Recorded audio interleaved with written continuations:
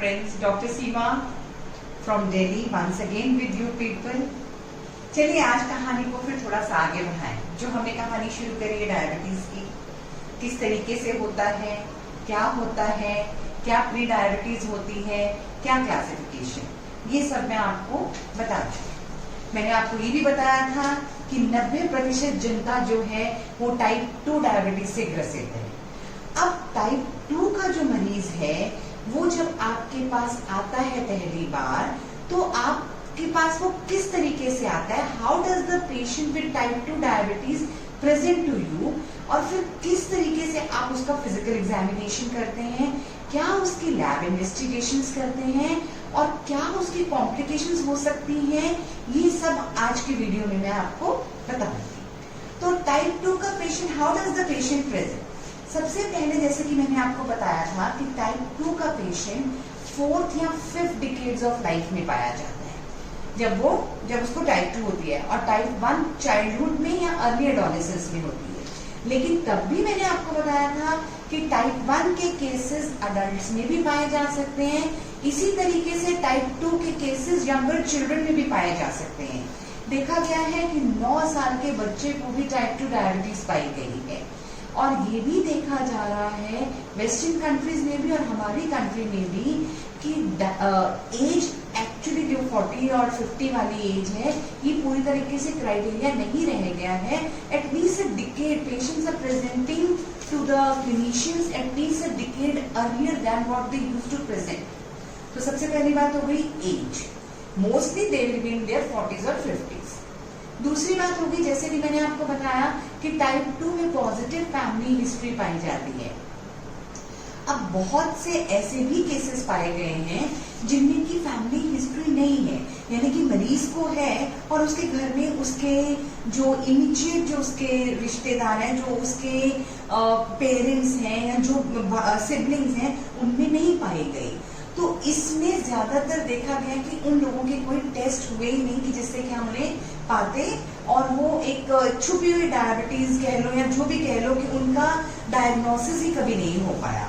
But mostly type 2 people they have a family history. And type 1 मैंने बताया था कि it is an auto immune disorder. अब तीसरी चीज जो है कि जो टाइप 2 पेशेंट्स हैं दे आर ओबीज और overweight, most of the time they are obese और ओवरवेट।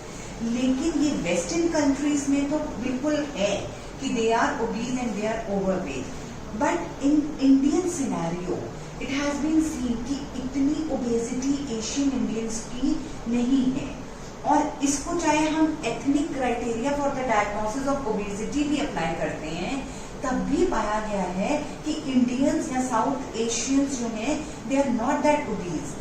हाँ, एक स्पेसिफिक क्राइटेरिया है जिसको हम कहते हैं एशियन इंडियन फिनोटाइप। अब ये एशियन इंडियन फिनोटाइप क्या होता है, इसमें ये है कि patients are not overweight but they have a big tummy with them. Big tummy से मतलब है other than the BMI, it has been said that other than the BMI, it is better that you check the waist circumference, the waist hip ratio, the insulin resistance markers, and then you will find that कि type 2 में ये सारी चीजें ज्यादा बड़ी होती है।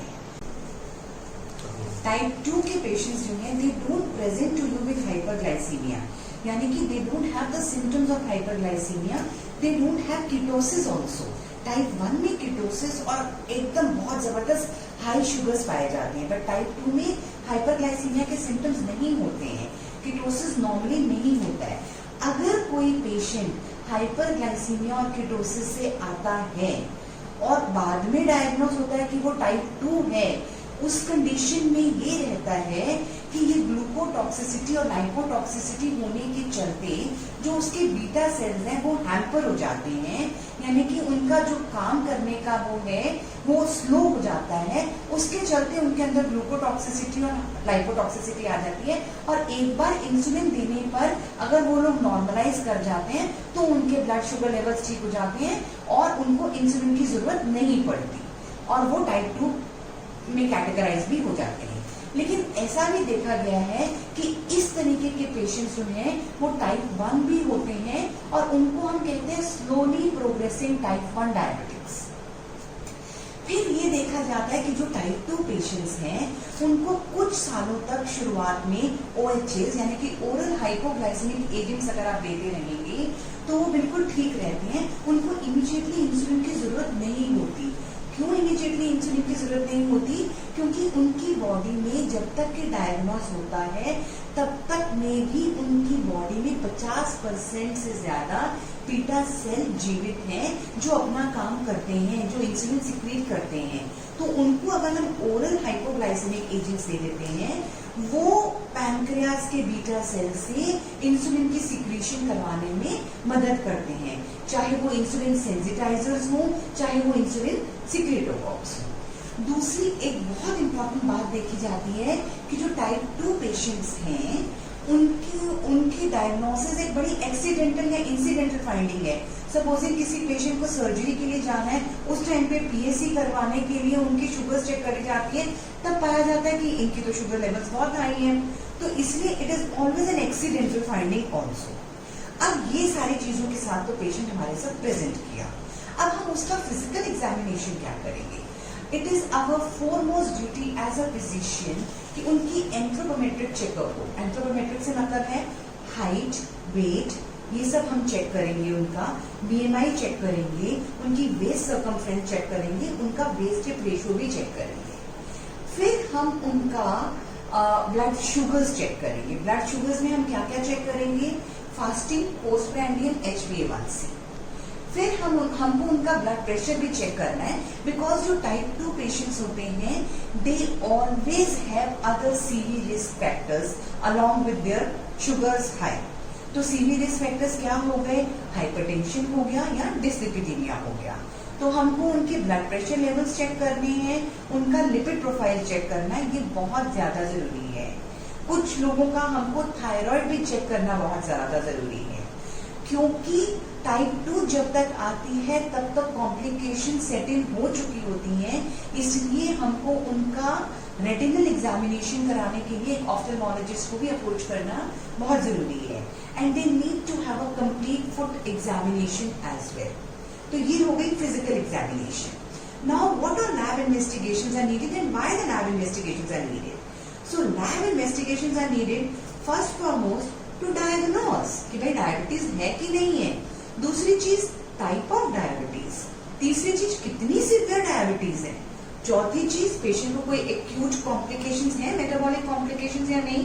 पांचवी चीज क्या पेशेंट को क्रॉनिक कॉम्प्लिकेशन स्टार्ट हो चुकी है, और अगर स्टार्ट हो चुकी है तो उनकी कितनी सीवियरिटी है। तो इसके लिए हम short term and long term glycemic indicators are used. अब क्या हम यूज करते हैं? जैसे कि मैंने पहले बताया, ब्लड शुगर्स चेक करेंगे, यूरिन फॉर ग्लूकोज करेंगे, ग्लाइकेटेड हीमोग्लोबिन एंड फ्रक्टोसामाइन करेंगे। तो ये हमारे को करना बहुत जरूरी है। अब ये पाया जाता है आजकल कि HbA1c एक बहुत मेन स्टे ऑफ डायग्नोसिस हो गया है, क्योंकि HbA1c के वैल्यूज बिल्कुल काफी, I mean it is a good predictor. तो लेकिन HbA1c आपको पिछले 3 महीने की शुगर लेवल्स बताएगा। What are the good points in favor of HbA1c? HbA1c आप कभी भी कर सकते हो, किसी समय कर सकते हो, ना आपको देखना कि पेशेंट ने दवा ली है कि नहीं, पेशेंट किसी एक्यूट इलनेस में है तब भी आप कर सकते हो, उसने खाना खाया है नहीं खाया है तब भी आप कर सकते हो। तो HbA1c करने में कोई दिक्कत नहीं है। लेकिन इसकी क्या नेगेटिविटीज हैं? इंडिया में HbA1c सबसे पहले it is a very expensive test, then still we don't have the standardization assays. Standardize करना बहुत जरूरी है, और आज भी इसकी standardization is not very good. और इसका एक्सपेंसिव होना यानी कि आपकी पॉकेट पे बहुत जबरदस्त इसमें चोट लगती है, तो इसलिए HbA1c करना इतना कंफर्टेबल नहीं रहता। तो ये इसकी नेगेटिव पॉइंट्स हो गए। लेकिन HbA1c is still a good criteria. अब जैसे कोई प्रेग्नेंट है वुमेन, HbA1c जब, हाँ, HbA1c की एक नेगेटिव चीज है कि अगर कोई एक्यूट ग्लाइसेमिक चेंजेस होती हैं, it will not tell you that. Why? Because ये तो 3 महीने की शुगर बताएगा। अब अब एक प्रेग्नेंट लेडी है, उसके लिए तो हमको उसकी शुगर लेवल या उसको जेस्टेशनल डायबिटीज में कैटेगराइज करना है या कुछ करना है, तो HbA1c can not be done. At that time we do a short term glycemic indicator, that is a serum fructosamine. इसमें क्या ग्लाइकेशन होती है? इसमें ग्लाइकेशन होती है प्रोटीन्स की, स्पेशली एल्ब्यूमिन की, और ये आपको 2-3 हफ्ते की शुगर्स बताएगा, क्योंकि एल्ब्यूमिन की हाफ लाइफ हो गई 2-3 हफ्ता। So serum fructosamine also plays a very good role. अब ये पाया गया है कि डायबिटीज के जो टाइप 2 के पेशेंट्स हैं, उनकी मैक्सिमम डेथ्स या मॉर्बिडिटीज जो होती हैं, वो उनकी कॉम्प्लिकेशंस के कारण होती है, क्रॉनिक कॉम्प्लिकेशंस के कारण होती है। तो आपको उनकी केयर टेक कराना है। We have to look for the microalbuminuria, कि कहीं पेशेंट डायबिटिक नेफ्रोपैथी में तो नहीं जा रहा, क्योंकि all these things are very silent. Diabetes is a silent killer, type 2 diabetes is a silent killer. It needs कि एक जो पेशेंट है, हमको उसकी कॉपरेशन फुल टाइम चाहिए, because it is a lifetime disease. But the problem is why the patient does not cooperate, क्योंकि उसको लगता है मुझे तो कुछ है ही नहीं, क्यों डॉक्टर कह रहे हैं मैं दवाई लूं, क्यों मैं ये सब करूं। उसको नहीं मालूम कि इसके कॉन्सिक्वेंसेस कहां तक पहुंच जाएंगे जब तक कि उसको ये डायग्नोसिस होगा। इसलिए प्लीज अपने फिजिशियन पर विश्वास कीजिए। और अगर आपकी फैमिली में ये डायबिटीज चलती है, अगर आप ओबीज हैं, तो अगर आपकी डायबिटीज के टेस्ट कराने से in spite of the fact कि आपको कोई सिम्टम्स नहीं है, प्लीज अपना ट्रीटमेंट स्टार्ट कर दीजिए। ये मेरी एक हम्बल रिक्वेस्ट है, specially at this time of COVID. तो डायबिटिक नेफ्रोपैथी हमको रूल आउट करनी है, it is a silent killer. Then diabetic retinopathy हमको रूल आउट करनी है। एकदम आपको पता भी नहीं चलेगा, आपकी पूरी विजन लॉस हो जाएगी, and that would be irreversible. So you need to take care of your eyes, you need to take care of your kidneys, you very well need to take care of your heart, because by the time diabetes type 2 it sets in, आपके heart में already changes आ चुके होंगे, already atherosclerosis हो चुका होगा, तो आपको heart attack होने के चांसेस और बाद में हार्ट फेलियर में जाने के लिए चांसेस बहुत बढ़ जाते हैं। So kindly take care of your sugars very much. Kindly take your medicines regularly. Take care of your lifestyle. Do your exercises regularly. Take care of your diet. अपने carbohydrate content को count करके खाइए, अपनी calories को count करके खाइए। Covid के time पे ऐसा नहीं है कि जो डायबिटिक्स है उनको कोविड होगा, लेकिन डायबिटिक्स को अगर कोविड हुआ तो उनको कॉम्प्लिकेशंस ज्यादा होंगी, और ये जितनी कॉम्प्लिकेशंस है they can turn out to be fatal. So it's a humble request, please take care of your diabetes.